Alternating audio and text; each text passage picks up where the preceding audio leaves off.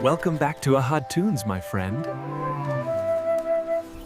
It's a beautiful morning for a story, isn't it?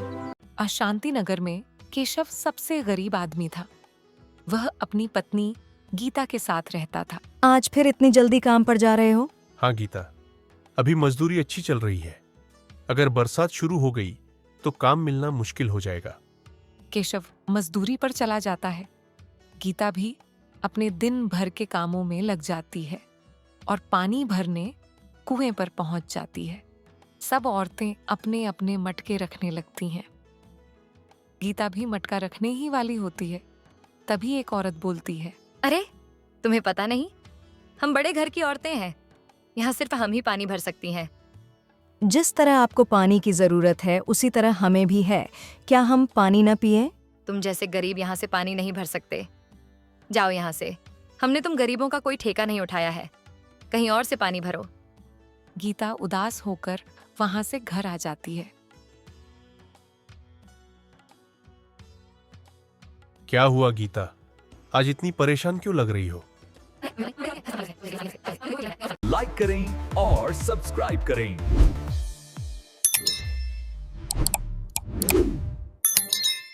Gita सब बताती है जो उसके साथ हुआ था। उसी रात बारिश शुरू हो जाती है। तेज आंधी और तूफान चल रहा होता है। केशव और गीता जैसे ही खाना खाने बैठते हैं, छत से पानी टपकने लगता है। अब क्या करें, बारिश से सारा सामान खराब हो जाएगा। तुम गोविंद भैया से मदद मांग लो, शायद वे कुछ सामान रख लें। केशव गोविंद के घर जाता है। केशव दरवाजे पर खड़ा होता है। गोविंद भैया, क्या हम अपना जरूरी सामान कुछ दिनों के लिए यहाँ रख सकते हैं? हाँ केशव, रख लो। तभी गोपी आ जाती है और गुस्से से कहती है, क्या हमने अपना घर धर्मशाला समझ रखा है? केशव उदास होकर वापस आ जाता है। गीता प्लास्टिक से सामान ढककर बचाने का तरीका निकाल लेती है। कुछ दिनों बाद कोई मजदूरी नहीं मिल रही होती। केशव काम ढूंढने निकलता है। गांव के चौक पर वह देखता है कि मेले की तैयारियां हो रही हैं। केशव वहां के मैनेजर से पूछता है, मैनेजर साहब, ये सब क्या है? यहाँ क्या हो रहा है? हम शहर से आए हैं।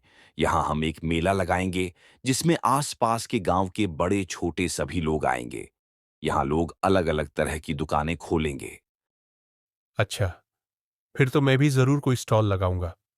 केशव को ख्याल आता है कि क्यों न हम मेले में कोई ठेला लगाए।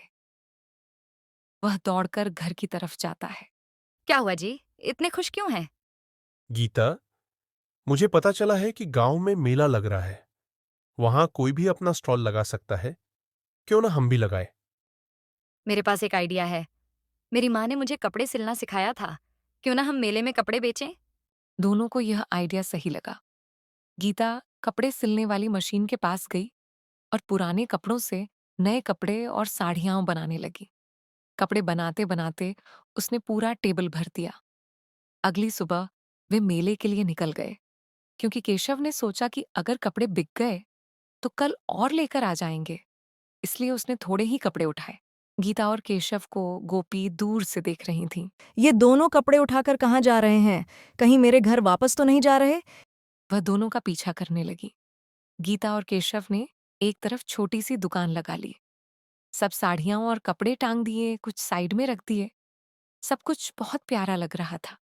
तभी एक औरत आई और कहने लगी, यह लाल साड़ी कैसी है? अरे वाह, मुझे बहुत प्यारी लग रही है। हाँ, तुम पर बहुत प्यारी लगेगी, ले लो। कितने की है भैया?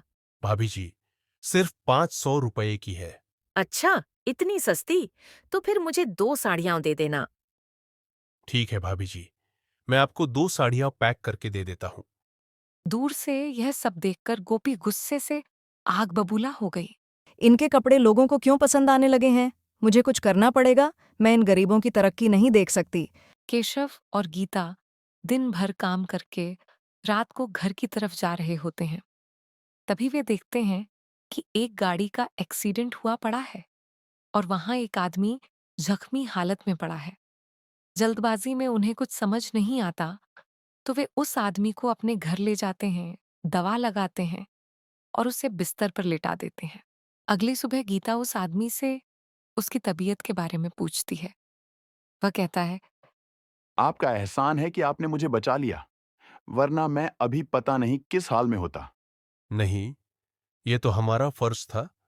इसमें एहसान वाली कोई बात नहीं है। ये तस्वीर में जो हैं, ये मेरे पिताजी हैं। मैं आपसे माफी चाहता हूं। ये अंकल मेरे पिताजी के साथ काम करते थे। पिताजी ने इन्हें धोखा दिया था, इसी वजह से इन्हें हार्ट अटैक आ गया और इनकी मौत हो गई। मेरे पिताजी की वजह से आप बर्बाद हुए। मैं माफी चाहता हूं। आप दोनों मेरे साथ शहर चलिए, मैं आपको सब कुछ दूंगा।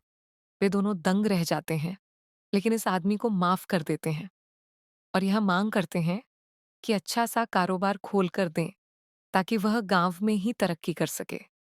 वह आदमी कुछ दिनों में ही एक बड़ा कारोबार खोल देता है। तो दोस्तों, कैसी लगी ये कहानी? कृपया एक लाइक और सब्सक्राइब करना ना भूलें।